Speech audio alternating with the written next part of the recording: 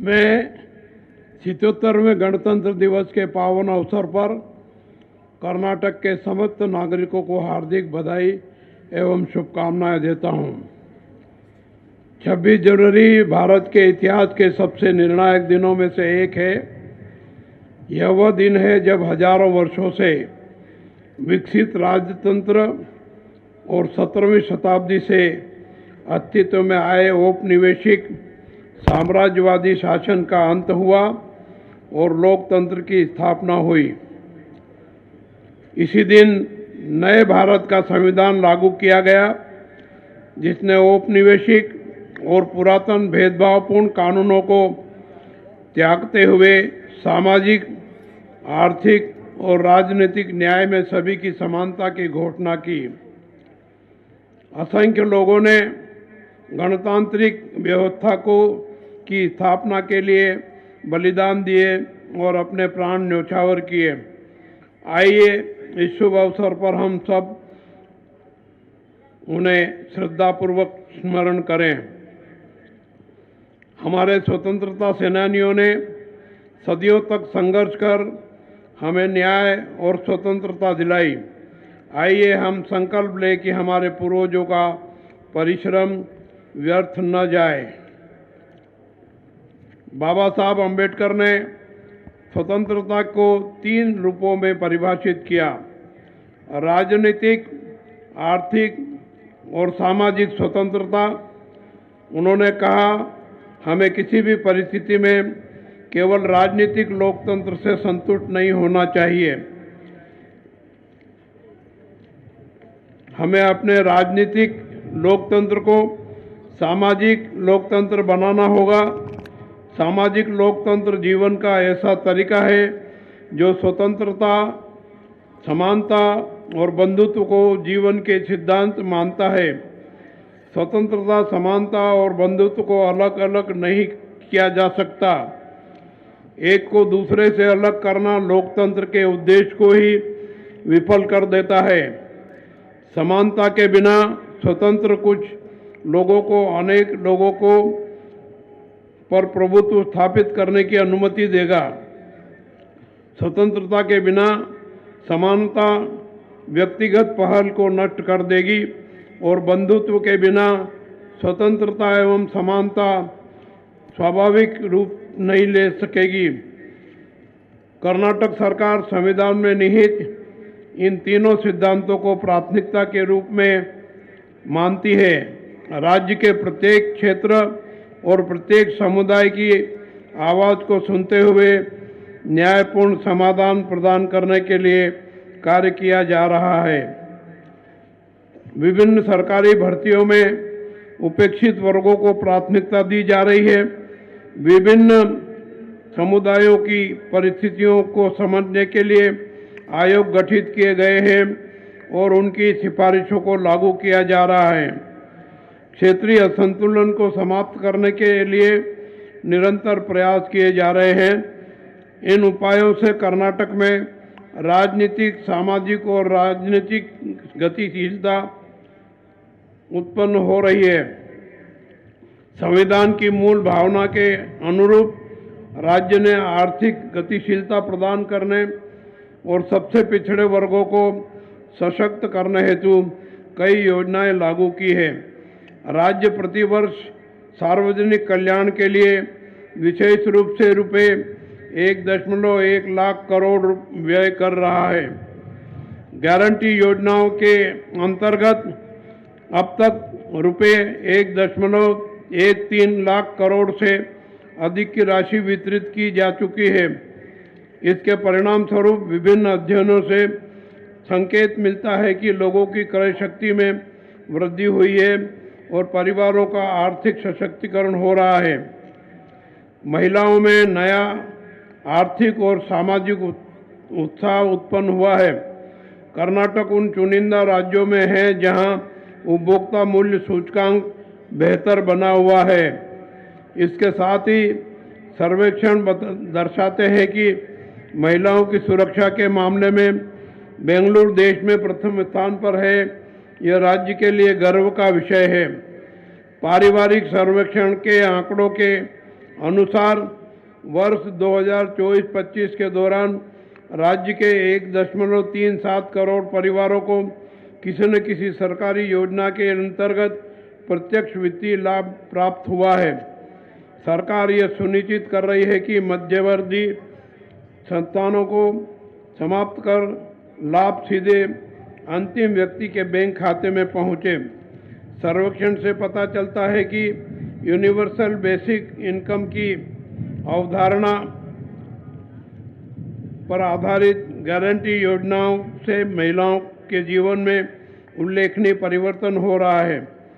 इन कार्यक्रमों से बच्चों की शिक्षा, स्वास्थ्य सेवा, बेहतर पोषण और आत्मनिर्भर जीवन के लिए आवश्यक आर्थिक गतिविधियों को सुनिश्चित किया गया है। इसके साथ ही अक्का टास्क फोर्स का गठन किया गया है, जिसके माध्यम से 25 से अधिक गतिविधियां संचालित की जा रही है।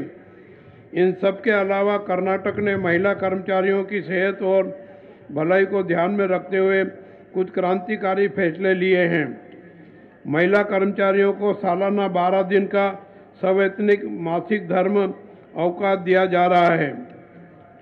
साथ ही कर्नाटक रोजगार सृजन और बुनियादी ढांचे के विकास को उच्च प्राथमिकता दे रहा है। 2025-26 के बजट में पूंजीगत व्यय के लिए 83,200 करोड़ का प्रावधान किया गया है। बेंगलुरु में लगभग रुपये 1.5 लाख करोड़ की परियोजनाएं क्रियान्वित की जा रही है, जो आने वाले दिनों में विकास को गति देगी। कर्नाटक सेमीकंडक्टर, एरोस्पेस, संचार उपकरण और क्वांटम प्रौद्योगिकी जैसे उद्योगों की स्थापना को प्राथमिकता दे रहा है। इसके परिणाम स्वरूप कई वैश्विक कंपनियां यहां निवेश कर रही है। विकास को गति देने के लिए कानून व्यवस्था के साथ साथ संपत्ति अभिलेखों की शुद्धता आवश्यक है। इस दिशा में राज्य निरंतर कार्य कर रहा है। राजस्व न्यायालय में लंबित 80% से अधिक मामलों का निपटारा किया जा चुका है। राजस्व न्यायालय को ऑनलाइन संचालित किया जा रहा है, जिससे पारदर्शिता सुनिश्चित हुई है। 51,163 कौड़ी पूर्ण की गई है और अभिलेख अद्यतन किए गए हैं। 4,050 गैर अधिसूचित गांवों को राजस्व गांव घोषित किया गया है और 1,11,111 लाभार्थियों को स्वामित्व पत्र प्रदान किए गए हैं। 1 लाख और स्वामित्व पत्र वितरण के लिए तैयार है।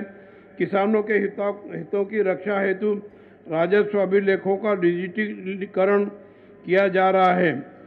जनता की सुविधा के लिए बी खाता को ए खाता में परिवर्तन करने की अनुमति दी गई है, जिससे शहरी स्थानीय निकायों के अंतर्गत 20 लाख से अधिक लोगों को लाभ हुआ है। ई-स्वत्तु प्रणाली लागू की गई है। प्रशासन को सरल और नागरिक अनुकूल बनाने के लिए भवन सेटबैक में समयानुकूल संशोधन किए गए हैं। कर्नाटक देश का सबसे बड़ा शिक्षा केंद्र बनकर उभर रहा है। यहाँ बड़ी संख्या में चिकित्सा, नर्सिंग, इंजीनियरिंग, कृषि, बागवानी और प्रबंधन महाविद्यालय एवं विश्वविद्यालय, सरकारी विद्यालयों में एलकेजी और यूकेजी कक्षाएं प्रारंभ की जा रही है।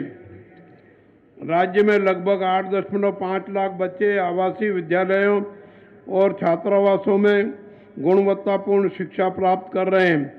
प्रोफेसर सुखदेव थोराट कमेटी की रिपोर्ट के अनुसार कार्यान्वयन की जा रही है।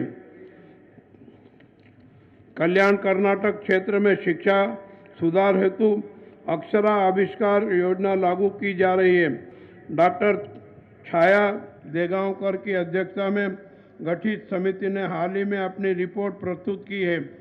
वर्तमान में वहां 300 क्रांतिकारी मॉडल के कर्नाटक पब्लिक स्कूल प्रारंभ किए गए हैं। राज्य कौशल आधारित शिक्षा को सर्वोच्च प्राथमिकता दे रहा है। इसके अंतर्गत नए जीटीटीसी, पॉलिटेक्निक कॉलेज, स्किल पार्क और एमएसडीसी स्थापित किए जा रहे हैं। विद्यालयों और महाविद्यालयों में भी कौशल शिक्षा को प्राथमिकता दी जा रही है। अंतर्गत नए जीटीटीसी, पॉलिटेक्निक कॉलेज, स्किल पार्क और एमएसडीसी स्थापित किए जा रहे हैं। विद्यालयों और महाविद्यालयों में भी कौशल शिक्षा को प्राथमिकता दी जा रही है। स्वास्थ्य क्षेत्र में भी कर्नाटक अग्रणी है। जनसंख्या के अनुपात में राज्य में सर्वाधिक प्राथमिक स्वास्थ्य केंद्र, अस्पताल और मेडिकल कॉलेज है। सरकार इन मेडिकल कॉलेजों तथा प्राथमिक स्वास्थ्य केंद्रों की स्थापना भी लगातार कर रही है। बेंगलुरु, मैसूर, कलबुर्गी, हुबली, धारवाड़, बेलगावी, बेंगलुरु, दावणगेरे, उडुपी, शिवमोगा और तुमकुर स्वास्थ्य केंद्रों के रूप में विकसित हो रहे हैं। स्वास्थ्य विभाग ने घर घर जाकर स्वास्थ्य निरीक्षण की नई योजनाएं शुरू की है। कुपोषण उन्मूलन हेतु कई पहल की गई है। खाद्य मिलावट के विरुद्ध अभियान चलाया जा रहा है और इसे गंभीर अपराध माना जा रहा है। सुदृढ़ कानून व्यवस्था के कारण राज्य विदेशी निवेश आकर्षित करने में अग्रणी है। India justice report 2025।